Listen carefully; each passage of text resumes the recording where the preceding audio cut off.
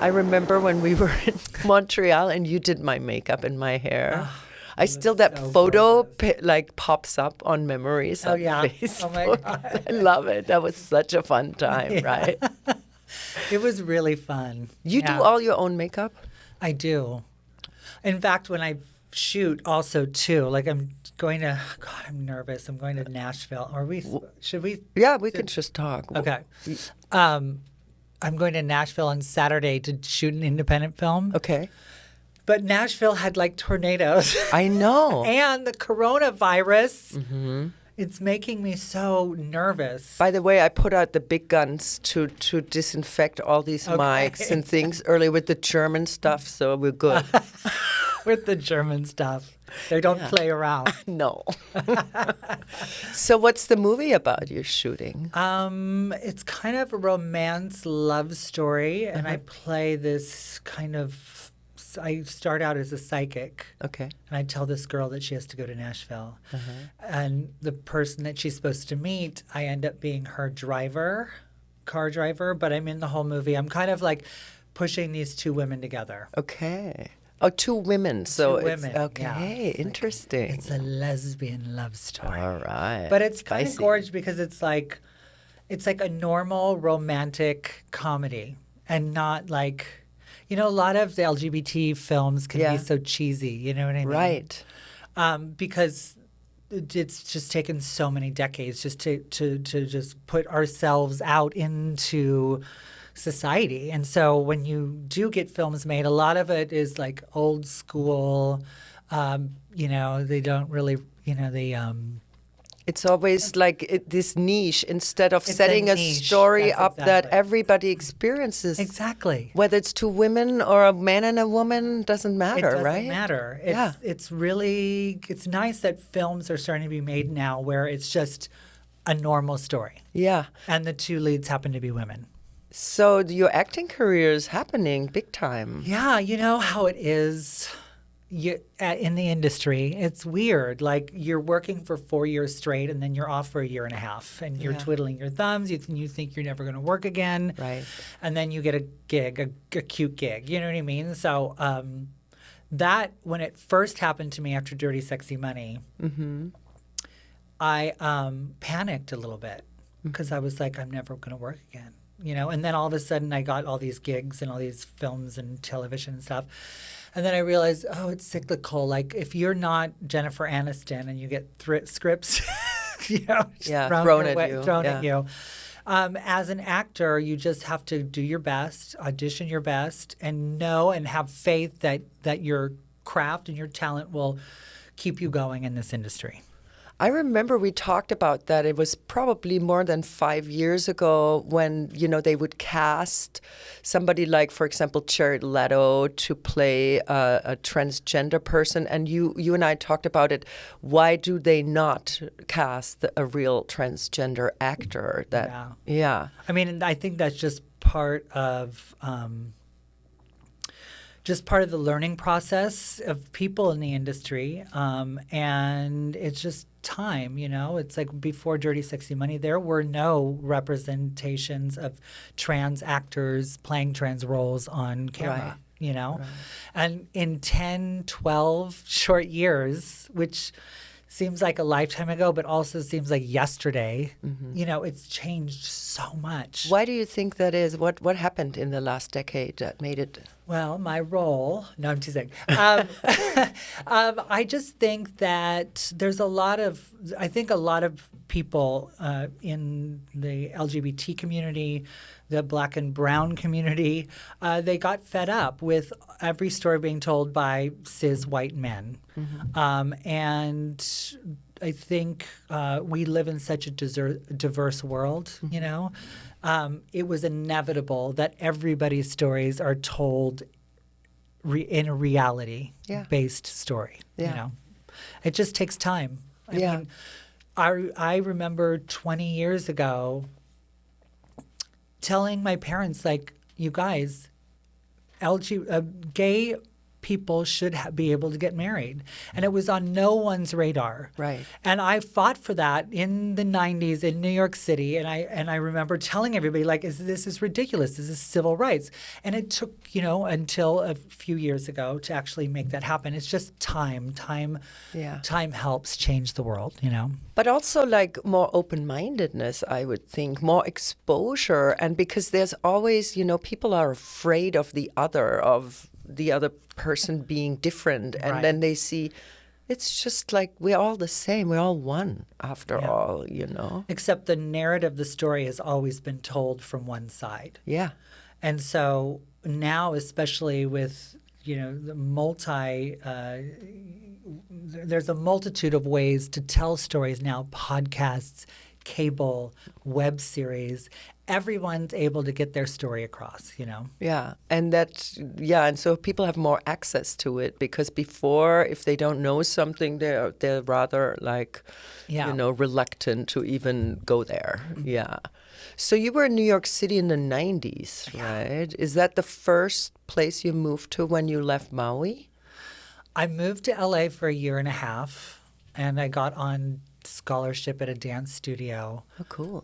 Here. And, I tried to get on scholarship at a dance, but I was a queen. Yeah. And in the 90s, that was not a thing that you could be. I realize now it was just my being a woman, but I had to, it took me a long time to really understand my path in life, But I walked into that dance studio and auditioned for a scholarship, and I was swaying and swishing and hair flipping, and that was just too much for the dance community at the time, So I, just got a job waiting tables, and finally when I couldn't pay my rent anymore, I got a job on a cruise ship. What were you doing there? I was dancing. Dancing? Yeah. Were you also performing, like singing or lip syncing? I was just dancing. Just dancing. And where did you cruise around? oh my God, it was Carnival Cruise Line. I didn't know that. Yeah. I was 19. Was it fun? It was so much fun. Yeah.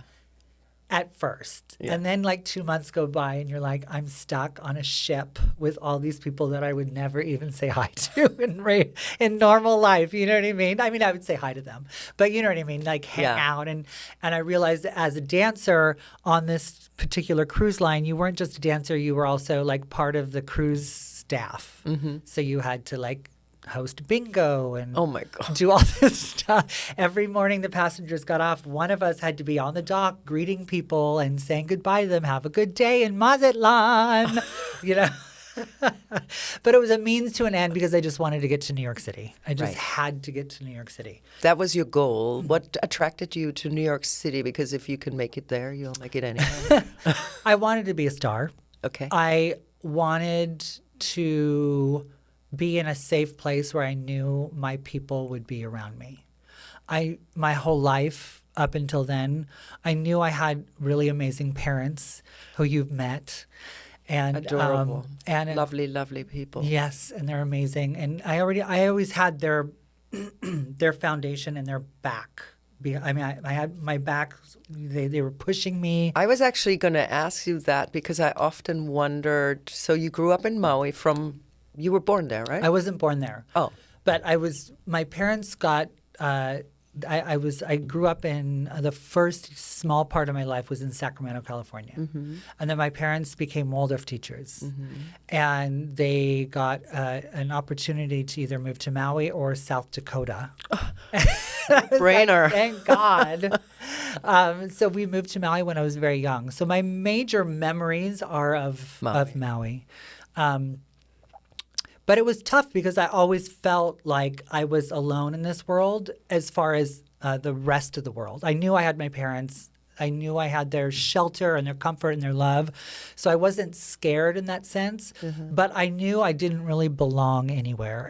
And my whole idea of life from my parents is that, you'll find a place where you will belong and that people will be like you. So they instilled that faith in you, basically. Totally. And also, probably the whole philosophy of Rudolf Steiner, and you went to the school, I assume, when they were teaching. Yeah. So that is something that gives you a solid foundation of, or like a little spiritual kind of rock where you can grow from. Yeah, I mean, the Steiner technique really worked for me because it was a mix of academic and art and dance, and the teachers move up with the students from when they're in first grade all the way until they go into high school. You have the same teacher every So year. relationship too, and bonding, And the teachers know what you're lacking in, and so they follow your life with them, and they can help mold you and shape you.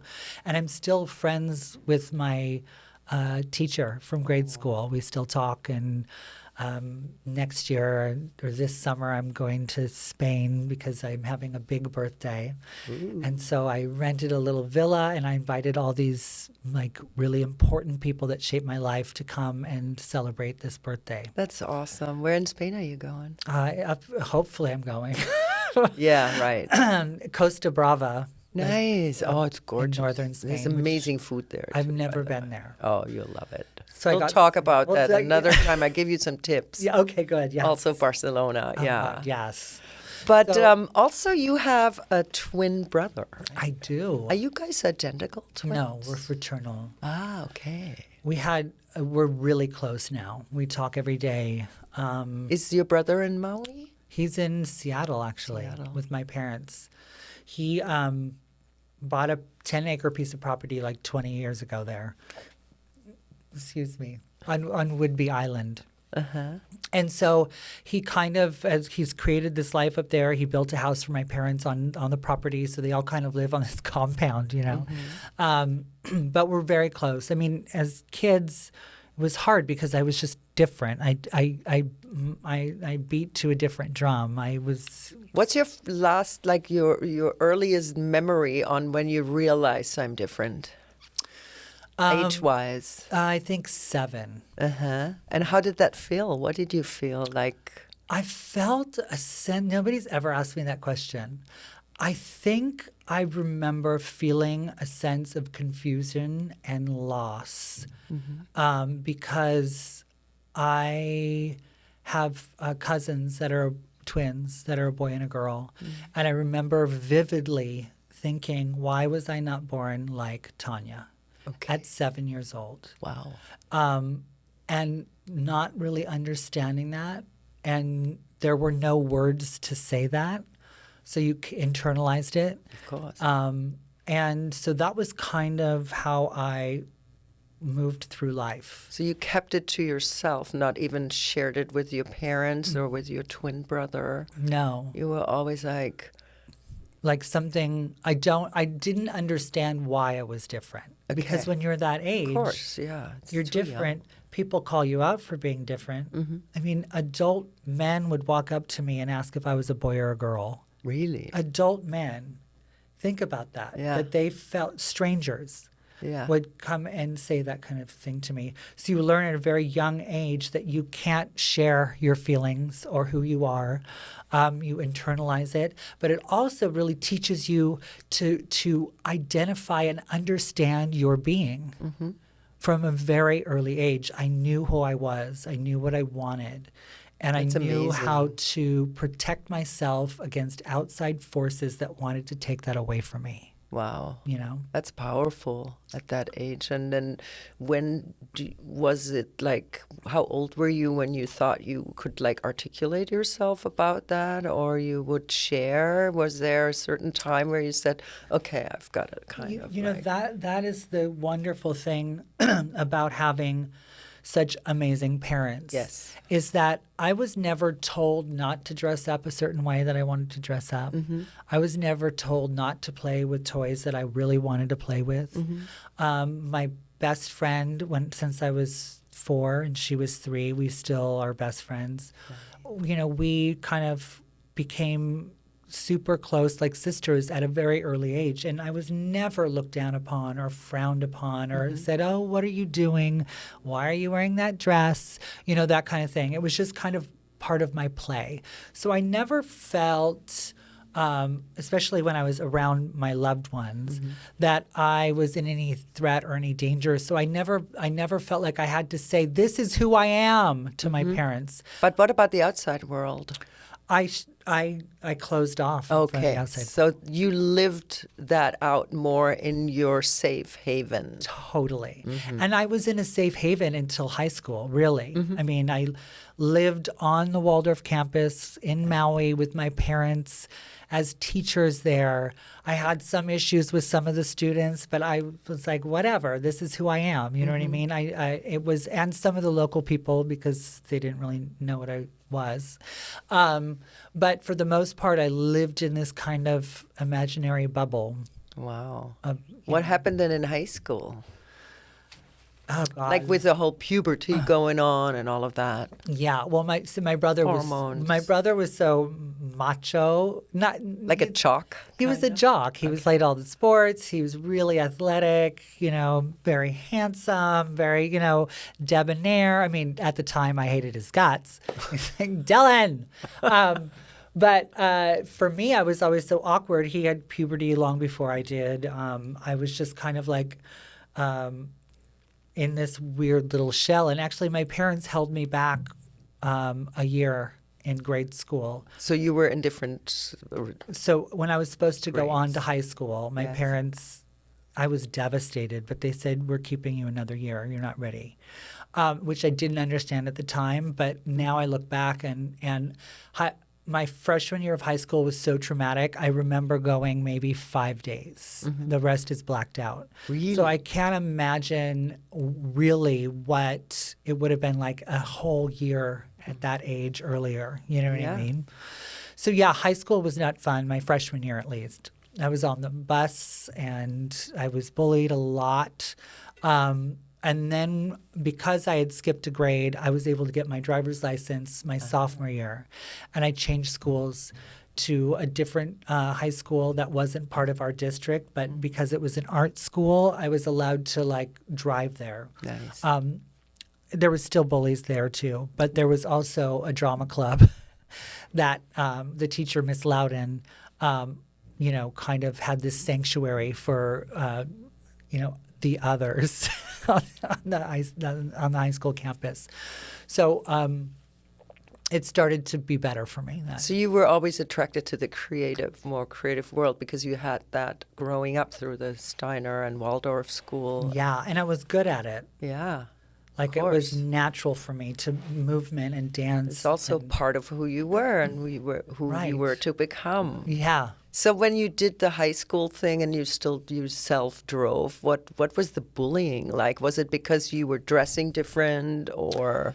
So this was like What were you like? What did you look like? And what is it? Tell me. Okay, so this was like 1986. Okay. So it was the height of like Flock of Seagulls and the swooped long hair. And so I was able to do my fashion and still kind of get away with it, even though I was really the only one who had colored hair in high school. And I had my house, I had my car, went to school, and then after school I worked at a coffee shop or I went to the beach, to the gay beach in Maui.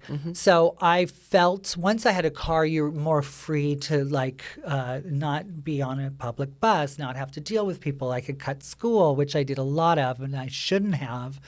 But when you're in a place of hostility, all you want to do is get out of it. Escape, of course. Like I would have loved to live now, other than social media, and be able to go through school and not have to worry about my self-protection as much. I mean, I know there's a lot of bullies and it still goes on every day and there are a lot of traumatic moments that are happening, but it is a lot easier because then you did not have any allies.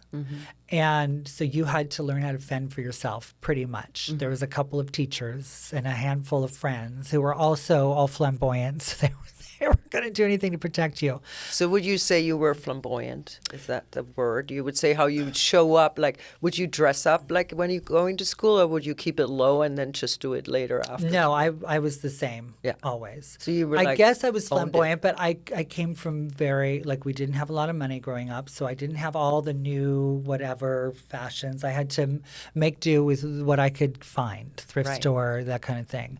I always think, looking back, I always got my image across that I wanted to portray, you know. But it was a different time, you know. So what was the image that you wanted to portray? I don't know. I was attracted to big patterns and bright colors and crazy hair and as much as I could do on a budget in Maui. You know, it wasn't have to like get I was creative. You have to get creative, you know. So it was difficult in a sense, and I'm just telling you about these difficult moments, but a lot of my life was really happy, and I had great friends and great home life, and I felt supported and loved. So, you know, there was that too. But I think because you had that strength backing you up, that gave you that to protect yourself in the outside Yeah. world. I totally agree with you. Because there's lots of kids who grew up who didn't have that, and then they get lost because they don't feel like they have a safety net. 100%. Right? Yeah. I mean, there was, growing up with that kind of hostility around you constantly, all of us, especially of a certain age, have horror stories. You know what I mean? Yeah. But we have to remember those moments that we had amazing times, amazing moments, times that bullies were stood up against, even though you didn't know the person. You know, those moments I take and I think about the goodness of humanity. You know? Yeah. But I find everyone who grows up and thinks I'm different, even, me growing up in Germany, I was always a very flamboyant dresser when I was a teenager, and they were laughing at me and bullying me too. Yeah. And I always thought I didn't fit in, but I didn't. That's why I had to leave, because I had something else in mind for my life. I didn't want to limit myself to a narrow-minded mindset. Totally. I mean, I look back and I look at people that I went to high school with. They're still there. They have 5 kids, Which is fine. Which if is they're amazing. happy. If that's Absolutely. if that's their happiness. I knew that wasn't going to be my happiness. Right. And then you go out in the world and all of a sudden you find others that didn't fit in somewhere else, Totally. and then you find your tribe. And Yes. it's so important that, you don't feel singled out, because that's the hardest, where people really start isolating and starting depression or suicidal thoughts and whatnot happens. Yeah. And that's one of the gorgeous things about social media and the internet, which I'm sure has saved a lot of lives, especially in the LGBT community. It's a two-sided sword a little bit, because No, it for can sure. also, people can look at and they think, oh, look at that person has the perfect life. And if they Right. know what would really be going on behind that little brochure they're Right. putting up. Or they can get just as harshly bullied online And as that, they can. yeah. But they also have all the information at their fingertips Yeah. to try to understand why they have these feelings. Yeah. And they do see people that are like them, especially if you're in a small town or on an island in the middle of nowhere. I mean, in high school, I was the only one who was out. And I knew there were other people, but none of them were my friends, and none of them supported me, because I was the one that was the beacon for everybody to, Did you later connect with them and say, I knew that about you? No, or they something? connected with They me when did? I was on TV. Oh, wow. And we're like, oh, my Okay, God, now. I love you. Oh, nice to see you again. And then I was like, where were you when I was getting chased across campus? Right. You know what I mean? And where are they now? They're still on the island? Yeah. But I have no resentment or hard feelings. I knew right out of the gate that I was going to be my own person. No one was going to mash my light. And I was going to, to my detriment or not, be who I was supposed to be on this earth. And no one was going to tell me not to do it. But how did that form in that sense when you were leaving Maui and you came to Los Angeles? Like, what did you identify with? Like, Well, I got all my lessons of strength from my parents, my mother, especially. yeah. Because she was always a fighter, and she was, a feminist, and she did not let anybody tell her not what to do. She worked hard at what she wanted to do and had to be the best, because when you were a female, especially at her age and her time, you weren't going to get anything done if you weren't the best. And so I learned that very early on from my mom. Nice. Yeah. So cut forward to you left LA, left the cruise ship. Yes. You went to New York. Did you know anybody there? I knew a queen named Sherry Vine. What do you mean queen? A girl. Like I call her a girl, a drag queen. A drag I queen. knew a drag Okay. queen. Yeah. I knew a drag From where queen. did you know her? From LA? LA. Okay. So when I moved to LA, I got a job at the French Market, which was an old restaurant on Santa Monica Boulevard. Right. Do you remember, I remember the French that, Market? of course. And I worked as a waiter there. I was on the counter because I was so bad as a waiter. They never graduated me off the counter. Walking to the table. Yeah, I was walking to the table. I talked to everybody like, what's going on? Oh my God, you're so gorgeous. Dancing around and everyone hated that, but they loved me because I was just, until, the managers would be like, oh, come on, Candis. But that's where I met Sherry Vine. Mm-hmm. And then I needed a place to stay, so I became roommates with her for about maybe a year. And then I couldn't afford to live here anymore. And I was like, what am I going to do? So I got on a cruise ship. I saved money for New York. I was like, I have $2,000 and I'm moving to New York like crazy. But I was going to do it. And I was talking to somebody at Steps, a dance studio, a connection from Maui. My dance teacher in Maui knew this woman who really got me a scholarship at one of the top 3 dance schools in New York City called Steps. Oh, wow.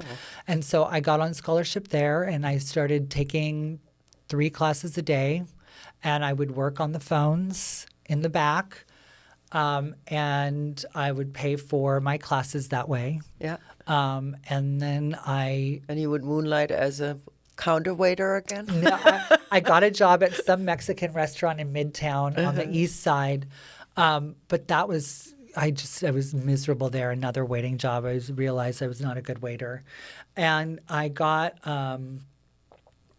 a job as a kitty girl. What's a kitty girl? A kitty girl. Job occupation description. Kitty girl. Kitty girl. Miss Kitty's Concessions was her name. Okay. And she opened a company in New York City on the Lower East Side. That was the base of it. At what now or was Lucky Chang's. And she would have a roster of girls and me and a boy. And we carried around trays of cigarettes, candy, gum. Like in the olden days. Like in the olden days. Yeah. And so she had contracts with all the clubs in New York City. And so I was the Roxy Miss Kitty. Okay. So I would go to the Roxy every Saturday night in full drag with my concessions, and I would sell cigarettes and when you could smoke in clubs and all that kind of stuff. And that's how I kind of got started meeting people in New York City. That's much better than the counter. Yeah. Because you could chat and sell, you're not spilling anything. Totally.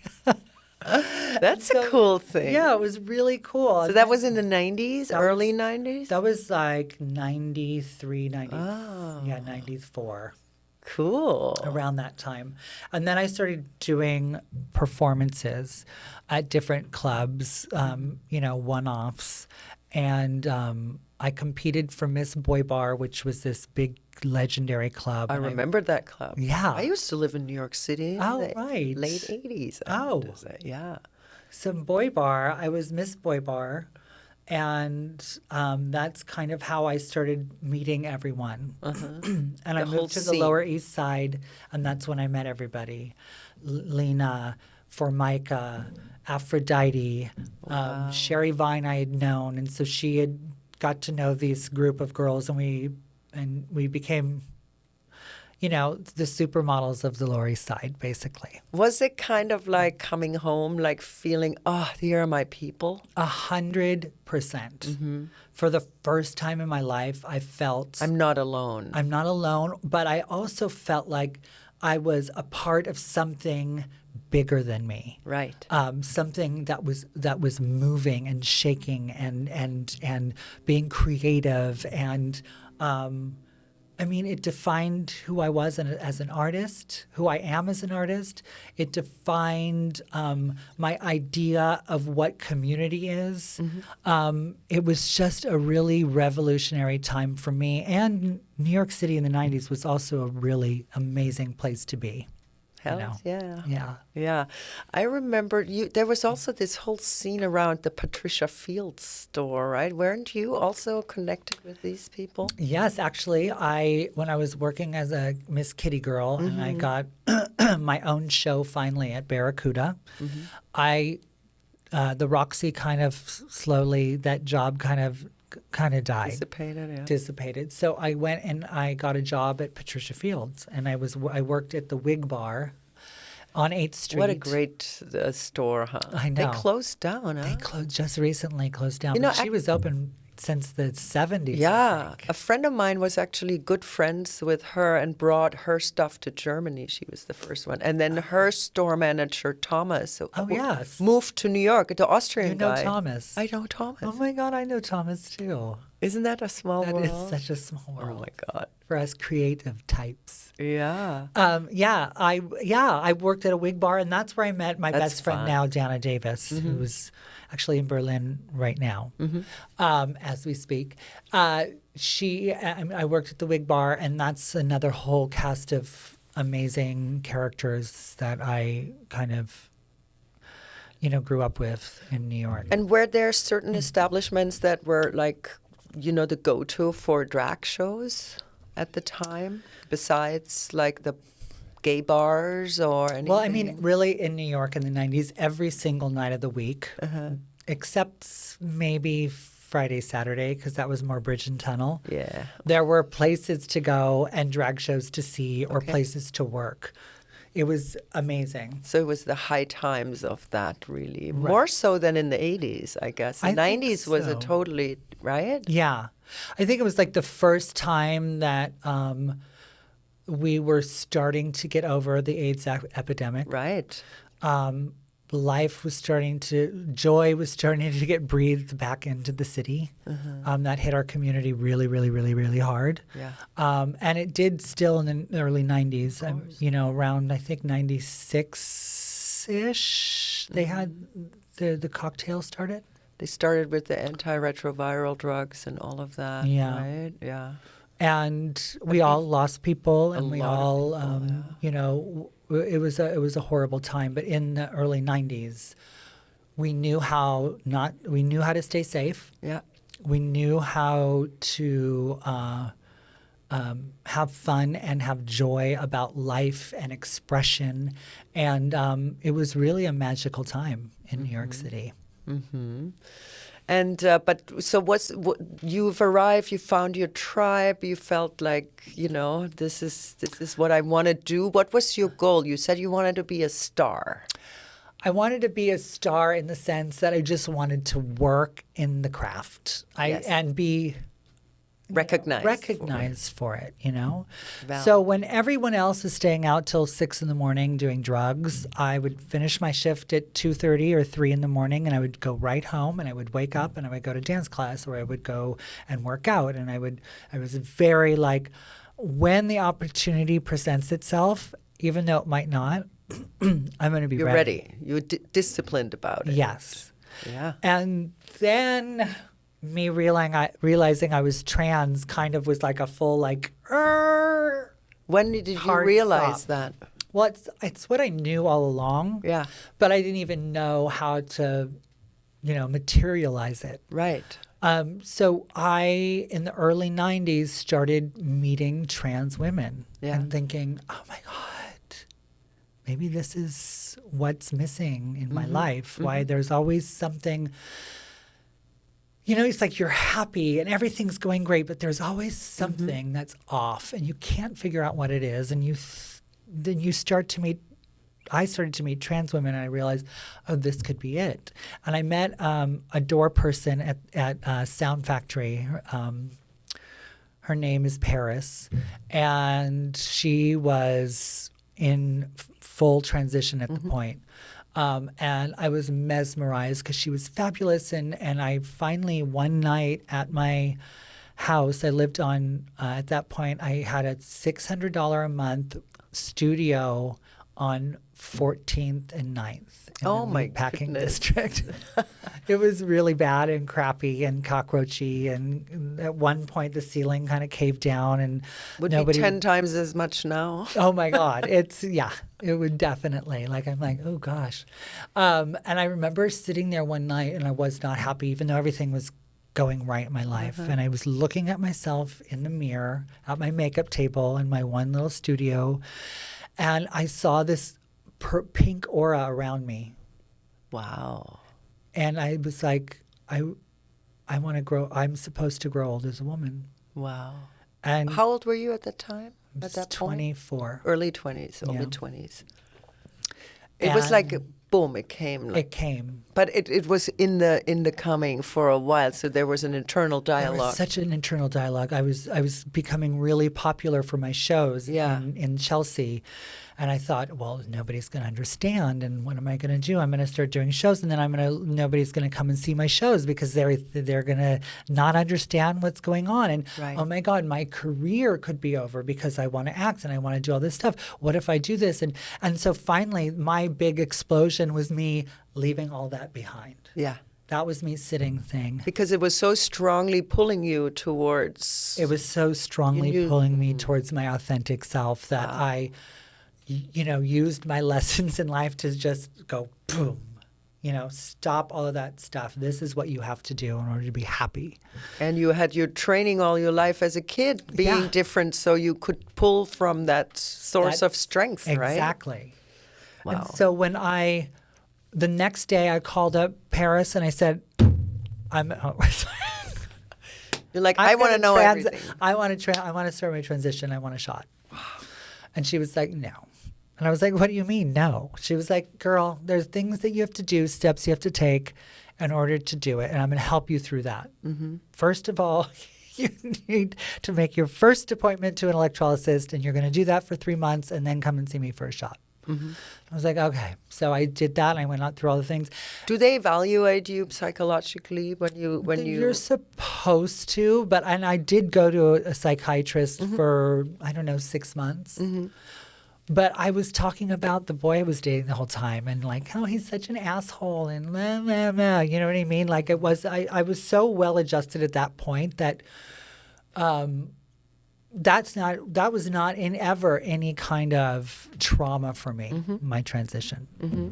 It was freeing because I remember the first day I did my first shot, it was like a whole load of bricks came off my shoulders, and How does it start? Like, is there a protocol of, like you said, she told you 3 months? There's no official protocol, or there wasn't at the time. This was all, you got your hormones on the street. Okay. You got it from people that were smuggling it into the country. You were doing it through friends and sisters.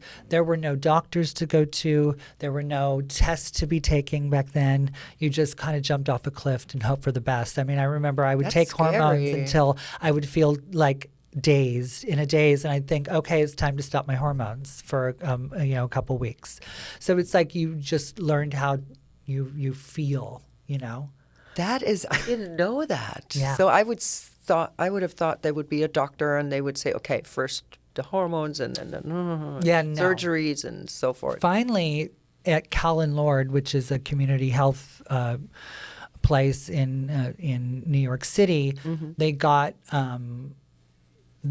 they opened their doors to the trans community, and I met a doctor there who worked with me on how to do it properly and safely. Mm-hmm. So, eventually there was. Was that a big relief? It was, because first of all, I mean, you're in your 20s. You think you think you're invincible. Yeah. whatever. I'm just going to do it until I don't feel good. And No then fear. whatever. No fear, So I wasn't really that relieved. It was good that I could have a doctor that prescribed me hormones rather than getting them street stuff. off the street stuff, like the German hormones. Really? Like we wanted the German ones because they made your breasts really big, like totally crazy. Oh, do you have any Mexican hormones? Because you get a lot of ass on those Mexican hormones. Like that was the speak of like trans women in the early 90s. It's so funny.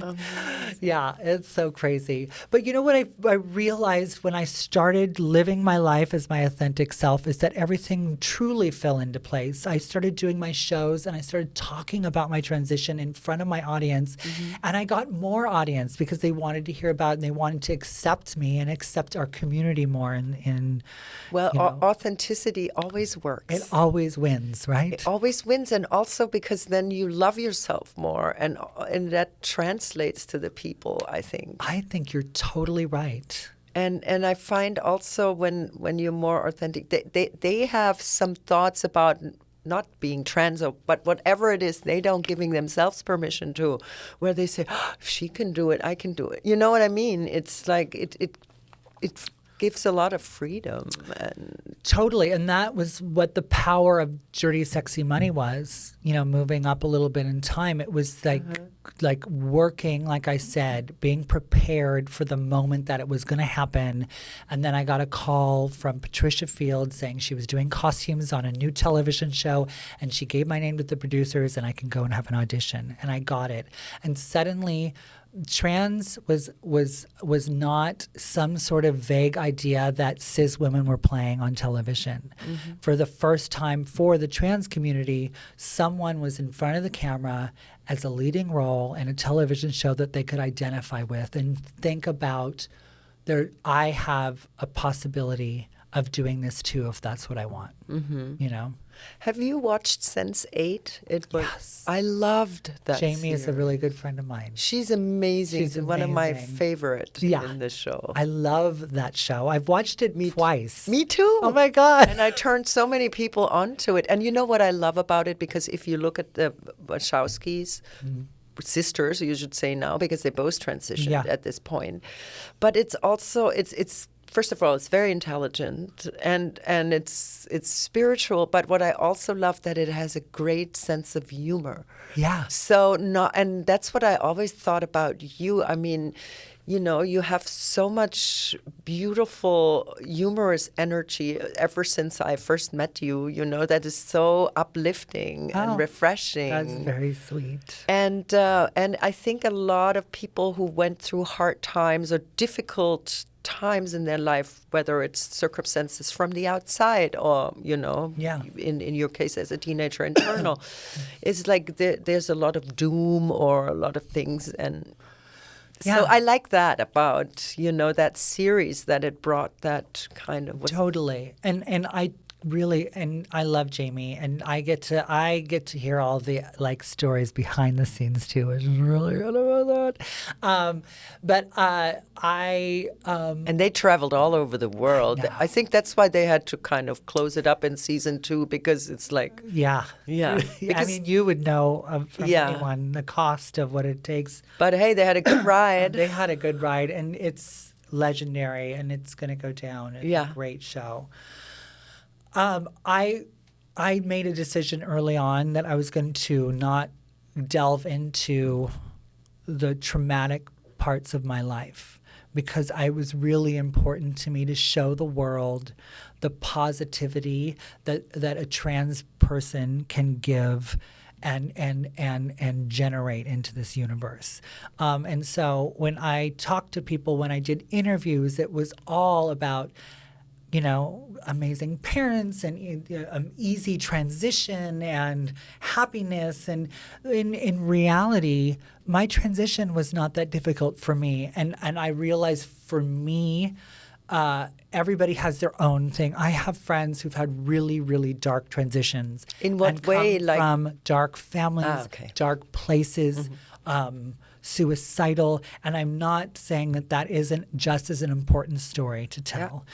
But for me personally, because I was the first, it was really important to me to tell a positive narrative of, because all you ever saw of trans people in the media was like on the daytime talk shows, or, this time of the week, the story of the week, murder, and, Yeah, or you saw some, like we talked about earlier, lost people like Santa Monica Boulevard and La Brea. And I think like people who don't have the support, or who made the decision, who probably didn't do it with their whole being, because I think it's a body, mind, spirit, emotional decision that has to be a whole, right? Yeah, no, totally. And even that presented itself with also really weird, strange times in my life, like being the first doing this, because when I would audition for things, it was constantly going to producers and directors and writers if I got a script saying, this is not how trans people are. And that was our whole discussion about that time, where you needed to hear stories from the mouth of a trans person in order to write it well enough to make it authentic and real. Right. So how was the response from that? I never had a problem when I told a writer or a producer that to a point that this wouldn't happen. Now, I only did that when it was my character's intention and what I was going to be doing. I would not do something that a trans person wouldn't do. I would not tell other people, I would not tell them how to write other characters' reaction to me, or how a storyline would go based on somebody else's point of view. I could only do it from my own point of view. Yeah, from your very personal experience. My very personal experience. And I never ran into any problems with any directors.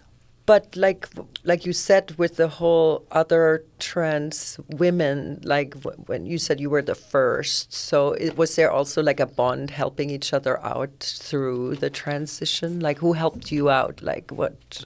Well, I mean, I'm not saying that I was the first trans woman. I'm in saying, your circle. In my circle, I was the first trans woman to play a trans character on an ABC primetime show. They would usually hire cis actors or men or cis women to play a trans role, and so there weren't any other actors. There was like 2 or 3 of us. Alexandria Billings was started pretty early on. Calpurnia Adams started pretty early on. But there weren't a whole lot of us, and there were even less roles. And a lot of the roles were just written for me because I did Dirty Sexy Money, or I was just given the roles. A lot of them I had auditioned for too. I'm not going to say that I've ever scooted on auditions, because I've had to pay my dues that way. But I was auditioning with cis women for the first trans roles. And then it changed over to trans women. So, yeah.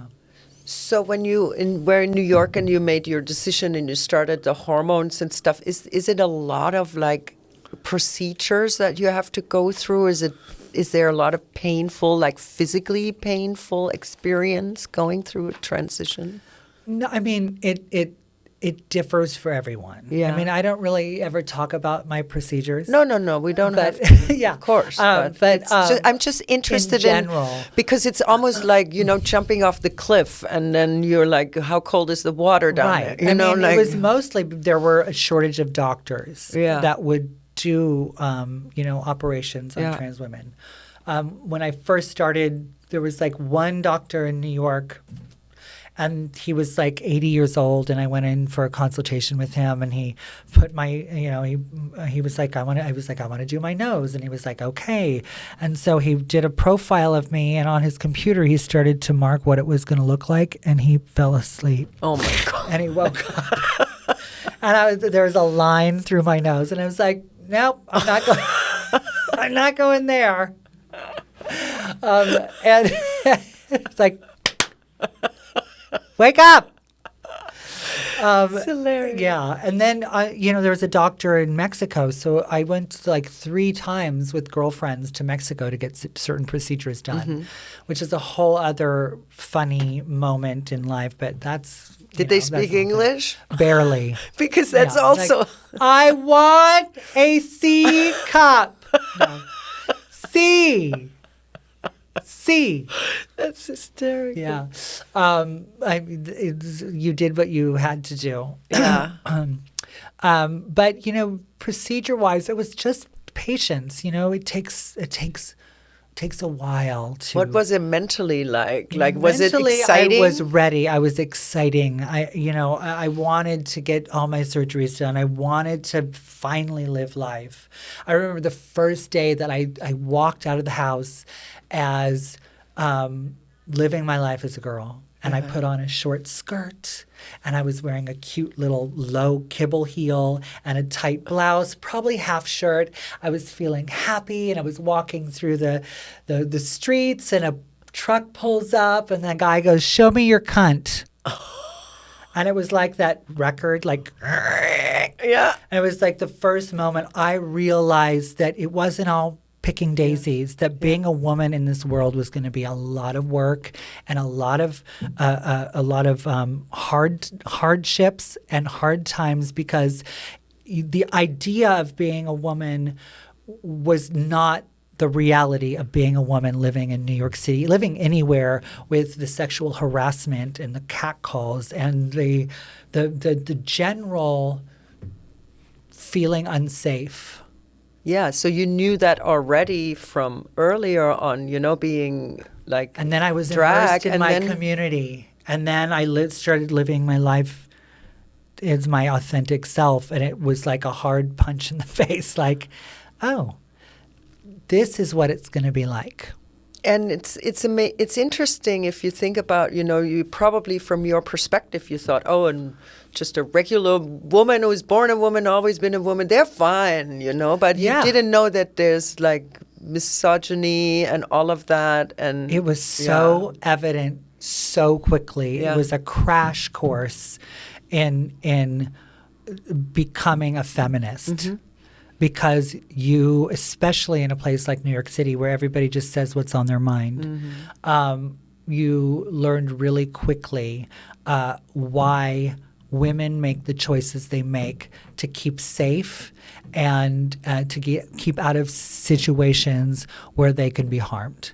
And it was a really amazing epiphany to have happen to me, Mm-hmm. And so you still lived in New York then? Yeah.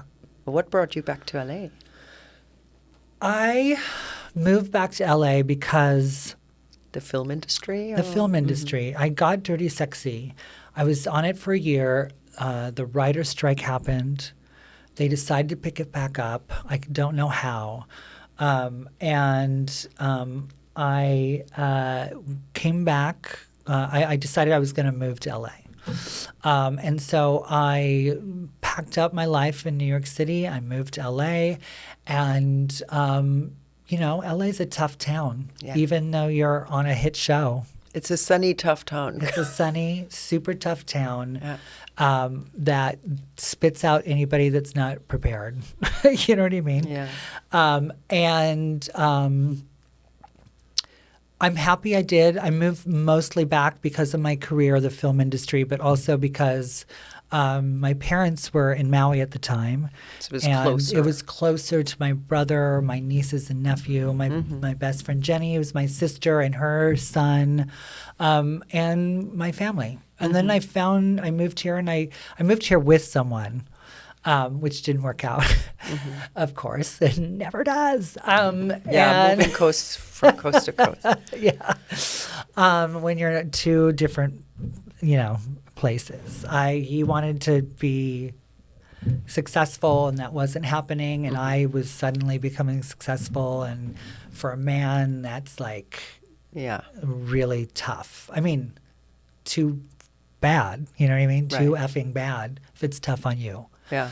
And you have to be an involved man. You have to be an involved man. And that's why I've been single for so long, because I'm tired of Tell me dating about idiots. I and just got a children. dog, by the way. Oh, you did? Oh my God! What kind?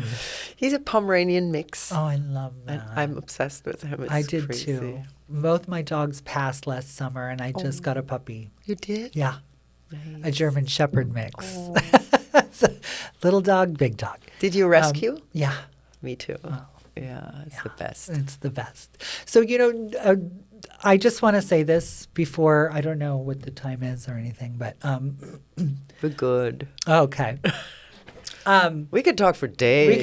We might have to go to the bathroom or something, or get a cocktail.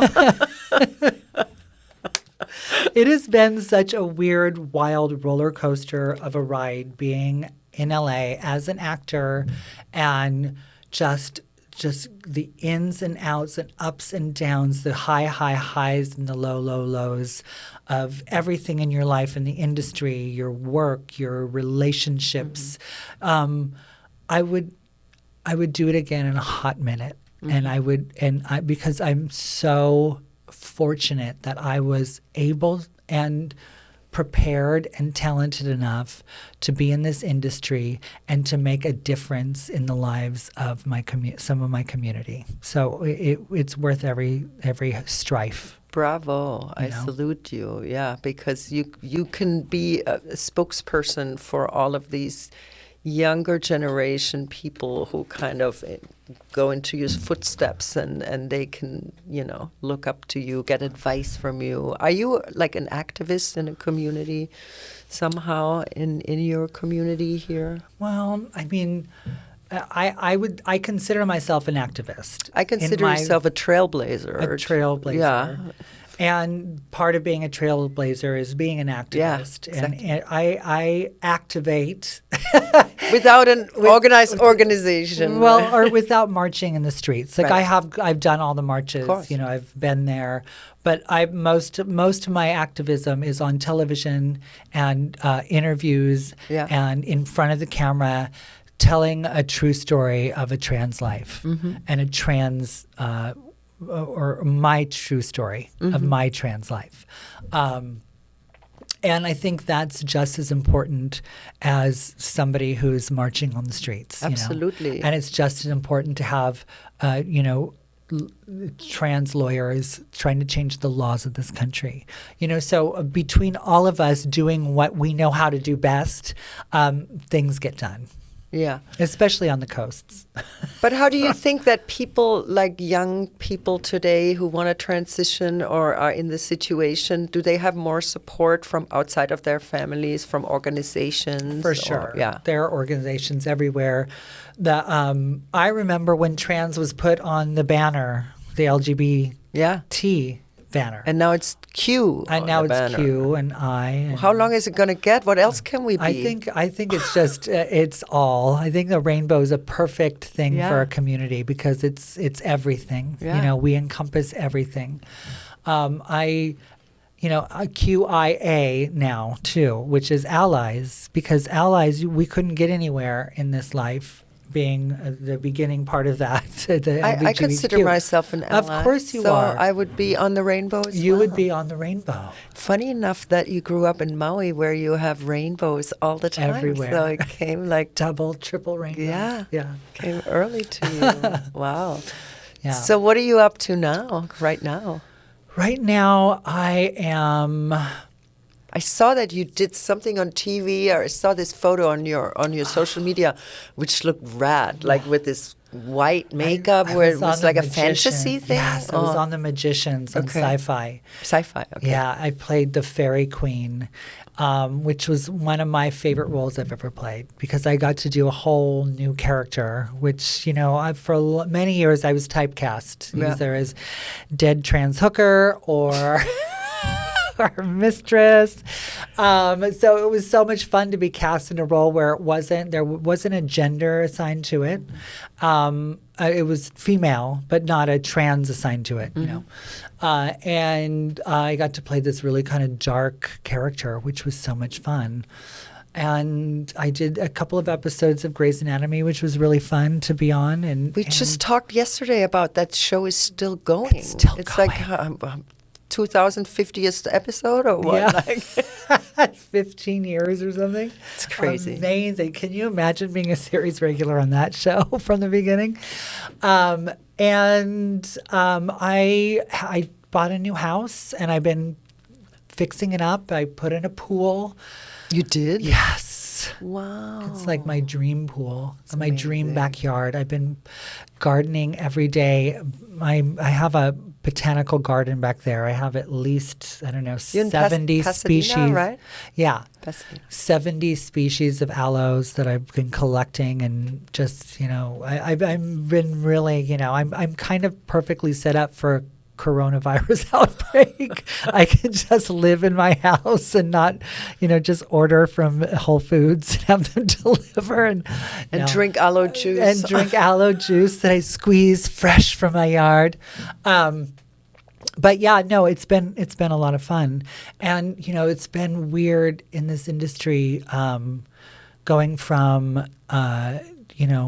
mid-30s when I started and getting these sexy vamp roles to now, this year, I'm turning 50.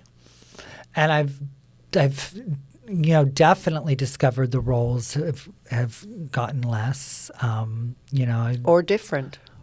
Now they're different. I think I like to always think with an abundant mindset, instead I of think like you're so right. the scarcity mindset where you say, oh, there's no roles for me. I mean, but yes, let's face it, Hollywood is all about youth. Right. For sure. Well, and also being a trans actor, it's even a whole other, notch that you have to deal with, because most of the trans roles are not, made for early to mid 40s. I can still play early to mid 40s. Although I must say, I find it much more interesting to see like how a trans person would kind of progress in later life, know? Why is everybody so obsessed with youth? There's so much more wisdom and other things in later life, right? That are super interesting and valuable. Yeah, so my decision was like, I'm in it till the very end. I'm going to keep going. I just got a film where I'm flying to Nashville to shoot this week, and I'm also doing with my brother. I'm opening up a studio space in Echo Park called Cayne Studios. What about? What's the studio all about? It's a production space we're going to do a small sound stage, a green screen. Can you make a podcast studio? I can make a podcast. Give you my business? Yes. No, I can definitely. That's great. I'm going to have a space for. It's going to be an all-encompassing event space, which you can throw events at. You can have live stage performances, music performances, but also have places for soundstage and photo shoots and stuff like that. What a great project. Yeah, I'm really excited about it. And smart actually. too, because And are you going to have somebody run it, or are you going to be involved yourself a lot? I'm going to be involved myself a lot. Great. I'm going to eventually have somebody actually run the day in and day out of that kind of thing. But Jenny, who I told you is my best friend since we were 4, she's a huge designer in San Francisco. And so she's designing the space. Amazing. And it's going to probably be done at the end of the summer. In Echo Park. In Echo Park. Okay, people, watch out for Cayne Studios. Cayne Studios coming up. Wow, that's great news. Yeah, I wanted a safe place also for my community, LGBTQIA, to have a space where they could, do productions and feel safe and welcome, and also when you don't have a lot of opportunities, if you are in the spectrum. In the rainbow. I shouldn't say spectrum, in the rainbow. Different kind of spectrum. Yeah. Sometimes you have to do your own content. Yeah. And you have to write yourself and you have to produce yourself, and you can make amazing stuff if you just have a place to do it. So Yeah, that's great. And you're providing that, and especially in these times when we can all self-publish and do all of totally, that. yeah. You know, for example, I don't watch even television. I haven't had a television since 9/11, believe it or not. But wow. yeah, but you know, I have friends if I want to watch the Grammys or the Oscars, and now you watch everything on streaming on your laptop. I know, it's come in a full way. circle, right? Yeah. But so I haven't watched television, but I remember, like, when was it? Like 3 or 4, 5 years ago, when Caitlyn Jenner like had the transition, or Bruce Jenner became Caitlyn. Yeah. You were on a reality show with her, right? Yeah. I've never watched it, so I can't say anything about it. But I thought, you know, because it was so highly publicized in the tabloids, everywhere, all over the world, it was almost like helpful for the community as well. I mean, that was one of the main reasons why I did the show. Because being an actor, you kind of, once you start doing reality, it's like, how do you, you know, go back to being seriously considered as an actor? But it was a show that's never been on television before. And it was going to be on E! It was with Caitlyn Jenner, who in one day became the most famous trans woman in the world. Right. And the show went to 100 countries in 57 languages or something. People were so obsessed with that whole thing. I mean, of course, because they were Well, there was my the whole whole thing- Kardashian thing before, Yes. and blah, blah, blah. But my whole thing was that by Caitlyn doing that show and being on that show, we were able to tell a narrative of what trans really is, and it put the word trans on the lips of the entire world. Yeah. And in places like Africa, because it was an umbrella, you know, if E! is an umbrella network. So if you get Kardashians, you have to get Caitlyn's show. I Am Kate. So there were countries where it's illegal to be gay or trans, and people are getting murdered for it. And that's on television. So all of those people around the world that could see us on this show through just living normal life suddenly realized that they weren't alone, you know? And that was really one of the main reasons why I did the show.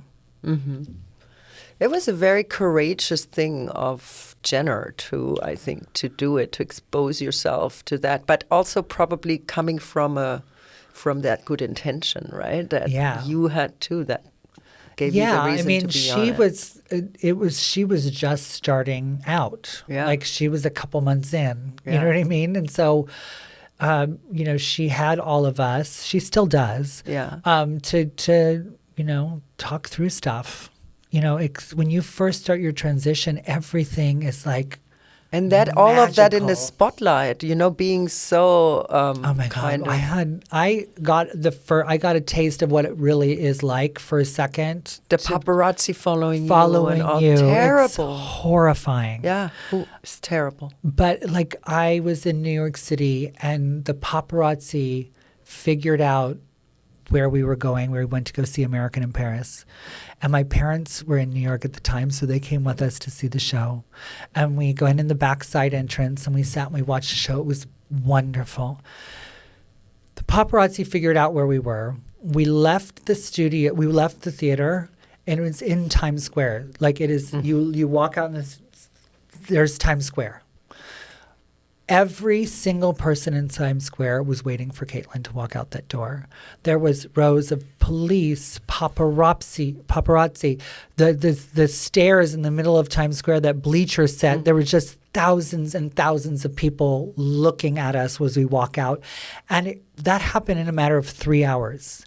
It was mind-boggling. I've never seen anything like it, ever. It was crazy. My parents were kind of gagging. They're like, what is happening? It was so crazy. Or the people who always think, I want to be famous and stuff. And you go like, not that part. Not that part. I mean, not that famous. There's fame when it suits you and you inspire people and people recognize you for your art, or I loved what you did, or there's that girl who was on blah blah blah blah.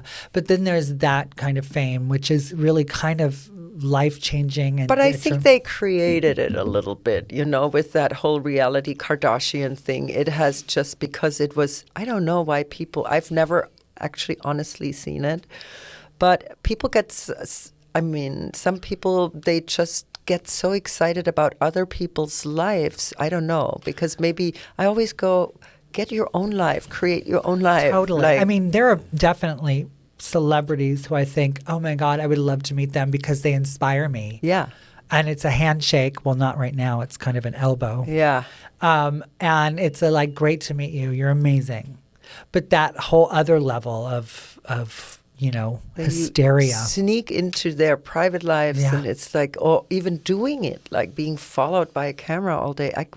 It's so, that concept is. But just you've been around people that's been happening to, so you understand the kinetic energy that is. It's a constant vibration around you at all times. And I kind of left New York because it was time for me to have peace and garden and be able to do my craft, but also be able to get away from it and get out of that kinetic energy, And create that energy when you want it on command and not have it be imposed on you. Yeah. Right? I would hate to not be able to travel around the world and not be able to walk freely. Yeah. There's a whole paparazzi. I've experienced that too. But it's not even paparazzi either. It's people constantly coming up to you, always.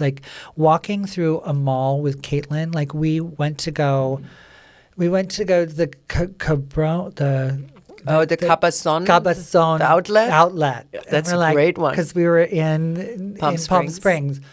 So let's just stop. Okay, cool. We literally walked into the mall and did not leave from our place for an hour. And finally she was like, we can't stay here. And I was like, yeah, let's go. Because the people were just swarming around you? Swarming, picture after picture after picture after picture. It was crazy. Yeah. It must be draining too, energetically. Wow. So when are we coming over to see your pool and your garden? God, I know, I miss you. We need to hang out. Yes, please. Yes, I want you to see my garden. Summer is coming. Frosé season is upon us. Frosés. I know, we started talking and I never said, hi, I'm Candis Cayne. This is not what this is about. Okay. Yeah, we'll tell them on the screen. Okay. Oh, yeah.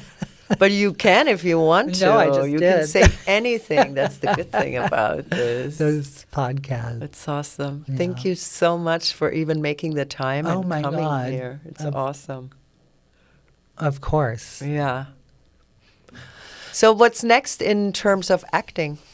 Well, I'm doing this film and I kind of had a dry spell and it's been I started to go crazy a little bit. How do you react to that, or what do you have? Do you have tools to kind of keep you sane? I just have working out, gardening, stuff like that, going to take classes, that kind of thing. I kind of got I was kind of, I wouldn't say sick, but for a year, I fought a bad neck injury. And so I haven't been able to work out as much. And I've been doing a lot of physical therapy for it. And so that's been kind of a big sock in the, in the stomach because I want to just go and do things and stuff, but it's been kind of difficult. Holding you back. It's been holding me back. And I didn't know what was wrong for me for a long time, which is even more, scary. And so when I got an MRI, I found out that I had all this neck issues and a fracture and, all this stuff that I didn't know I had. It's from all the head throwing. It's all my head flips. No, seriously? No, I think it is. It's like dancer's injury. Yeah. Wow. So I started going to a physical therapist, a massage physical therapist, and within 4 sessions, I felt myself again. Oh, good. And so I've been going every week and I've been getting back into life and I've been starting to work out again. And so there was you realize sometimes in life you just get a full, you have to take a full stop and reassess and figure out stuff. And and take care of it. And take care of yourself, right?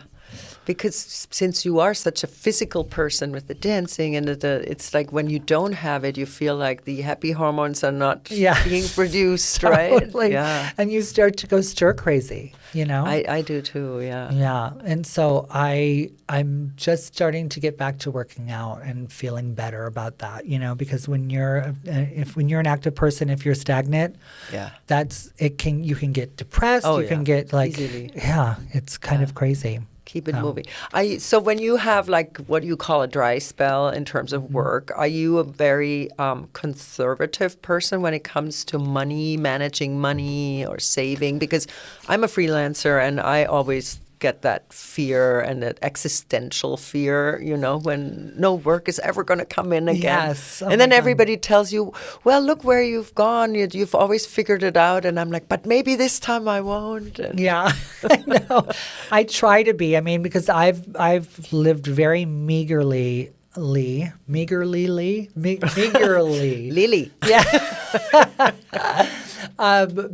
For a lot of my life, you know, and so when I'm not really working, I try to not spend money, but my garden is so important to me that I kind of splurged just because I know gardens take so long. I mean, a friend of mine, Roland, his garden is probably the most magical garden in Los Angeles. It is. Did you kind of take notes there? Of course. I mean, I walk around his garden and I am just transported into a different place. Yeah. And of course, my backyard is small.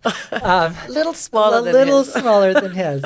But I really wanted that feeling of walking through a garden and seeing different types of plants and almost feeling like you're in a botanical garden, and you know. And so I've been working a lot on getting my garden prepared because it takes so long for plants to grow and fill in a space and feel change the feeling of a space. So I wanted to do that first before I did anything else, any other work. So you're building a tropical empire in your backyard. I am. You're building your mini Maui. I am. Oh my God. Yeah, it is pretty magical, I have to say. It's nice when you find like this. I find spending time in nature. Unfortunately, I don't have a green thumb. I could probably make an air plant die. You know, the ones that you just spray once a month with water. That would probably kind of not survive in my house. It's sad. But I take great solace in nature. Like I love spending time in nature because it always kind of puts me back into a good space, into good mind space. Well, and you've traveled around the world in really kind of natural places. Yeah. And done things. Yeah. Done retreats and stuff I mean, like that. as much as I like the big city too for inspiration and stimulation, you know, I need it. I need nature. I find nature. We're part of nature. That's why and when we disconnect from it, it's like we live in our heads too much. Yeah. It kind of is a very grounding thing. Yeah. And putting your hands in the soil and stuff too. Yeah. No, it is so true. Like I don't know. My hobby was playing beach volleyball, but now that I'm not doing that anymore because of my injury and kind of thing, I just had to do something, do something else. That's awesome. Yeah. Okay. Yeah. Well, cheers to that. And good luck with your movie. I think thanks. Let's see what happens. You know, I'm in a Europe, little nervous. with the corona, I don't know when we're going to be airing this episode, but hopefully by then they have it figured out. But right now we're in the hot seat here. It's really scary. Like it is. It's kind of makes you anxiety ridden a little bit. Like but also, I mean, we can't be paranoid about it either. You can take precautions and, stay kind of cool about it. I mean, you have to, right? But like I have this trip planned in 3 months in Spain where I have 15 people coming. So far, thank God it's not Italy. Yeah. Well, it was going to be Italy. And then I found this house and, but it's like, oh God, if something goes wrong, like I can't. Yeah. So, you're right. Our tendency as humans is to panic in this moment. but we just have to be cautious and good, and we're going to be okay. Mm-hmm. So what's going on right now? We're both single. So are you on dating sites, or do you want a relationship? You know, I was in a 8-year relationship, which kind of made me realize at the end of it should have been a 6-year relationship, and probably 4 years in, I should have been being myself more than adapting to what his needs were. And so I've dated a couple other people. At this point, I have a couple of lovers that I see from time to time when I need to have that, happen. That need fulfilled. And I am open, definitely now, I'm open to finding something more. But I think the older you get, the more your checklist grows. And it's not a checklist like, oh, you have a long checklist. It's just a list of stuff, of crap that you won't deal with anymore. Right. You know what I mean? And I feel like I'm not willing to compromise. Every relationship, you have to compromise things. Of course. But you don't compromise who you are. You know what I mean? No, but you have to find the right person who's also willing to grow, together and to know that it always requires work. It sounds so stupid to say work, but it is work to work on a relationship. Yeah, it really is. And communication and transparency and authenticity, all of these. And charisma and just seeing if you're compatible with each other. Yeah, and I think the older you get, it's not that you become more picky. It's just you're really more confident. You know what you want, and I think also, I'm sorry to interrupt you. No. I think also you're happier by yourself. Oh yeah. You know what I mean? 100%. You're not happier, but you're more content in those times where you are by yourself. Well, because when you're younger, you think that you have to find love outside of yourself. Yeah. But, how do you find happiness is an inside job. Right. Definitely. Well, and also your desire to be where everyone is and to be at the center of things going on, that changes when you get older. You know what I mean? Like, I can't imagine a day that I didn't go out when I lived in New York City in the 90s. Yeah. Now I'm so much happier doing my gardening, having friends over for dinner or going to their house for dinner and making it, it's just it's not part of what I want out of life. And I think about, like, does that make you old? But no, I just think you change. You don't need to chase something that you are looking for something all the time. Different priorities and Yeah. different priorities and different things that make you happy for the most part. Because when you're young and you have these ambitions, like you wanted to get out of Maui, you wanted to become a dancer, then an actor, like it's like you constantly have to kind of work on it.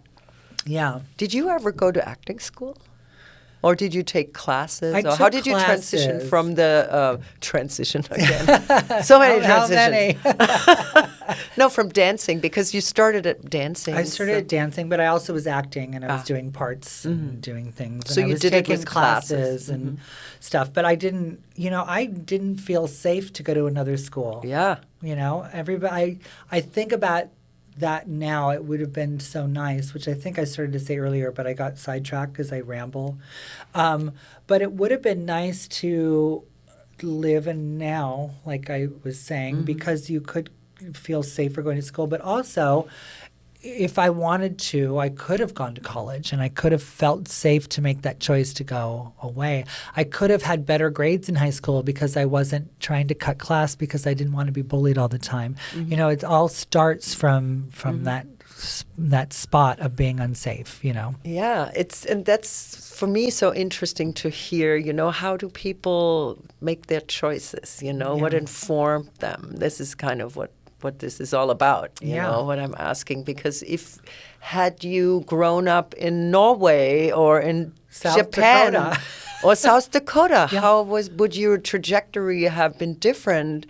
But I always wonder, we have this innate thing in us, like you immediately after 7 years old knew you were different, and then it kind of turned into, the older you got, like then you were in drag, Yeah. and then you wanted to become a woman. It's like that would have happened anywhere in the world, right? Right. Pretty much. You would think it would, yeah. I think Whether it would have been a more difficult journey if your parents wouldn't have been so supportive in your environment. for sure, yeah. No, I think you're right. I don't think who you are as your trajectory in life of what you want out of life changes. I think different circumstances Yeah. change And what different you want out of eras of age. And different eras of age. And But environment. But thinking back, yes, I would still have that same path if I lived in Maui or South Dakota, I think. I think so too. Yeah. Because I think certain choices we make, whether it's a profession or, what we study in college or whatever, that might be because it's forced on some people by their parents. You must go to college and study something and get a good learn a good profession so you can provide for yourself and your family. These rules where you kind of fulfill somebody else's needs. Yeah. And then there's the stuff and then you maybe break out of it later. But then there's this thing inside of you where I don't belong here, or I need to kind of find out who I am, and that's stronger than anything. That power. It's true. I remember my dad saying this to me when I was in like my late 20s. He said, "I'm so proud of you, and I admire you because you're the only person that I know that has done exactly what they wanted to do since they knew what they wanted to do." Yeah, they never compromised. Very admirable. And I thought that courageous. was such an odd thing, because it was just what I wanted to do, and maybe that's me being stubborn. I realize the older I get, like, oh yeah, I am. But coming from your father, even, that's like a very, honorable thing to say, because I find it's also when you see somebody else, it's maybe a reflection that also shows you, well, maybe I didn't do all the things that I really wanted to do. Yeah. And not meaning, I'm transitioning, but no. Maybe I wanted to be a painter, but I became this, but I never had the guts to really do it. To really do it. Yeah, that's exactly what he meant. You know what I mean? Yeah. But he was happy. You know what I mean? But but that's what he meant. He's not met really anybody that's done that, and I've always carried that, with me. Beautiful. Yeah. Very cool. That's really cool. Awesome. Yeah. Well, thank you so much for coming. Oh my God, it's been so good to just talk and chat, and Right? I've monopolized the whole conversation. I apologize for that. That's why you're the guest, It's a conversation, but I want to get all the juice out of you. the aloe vera juice. Aloe vera juice. Stein. Oh my God. Oh my God. Thank you. Thank you so much. It was awesome. All right. So cool. Yay. Thank you so much.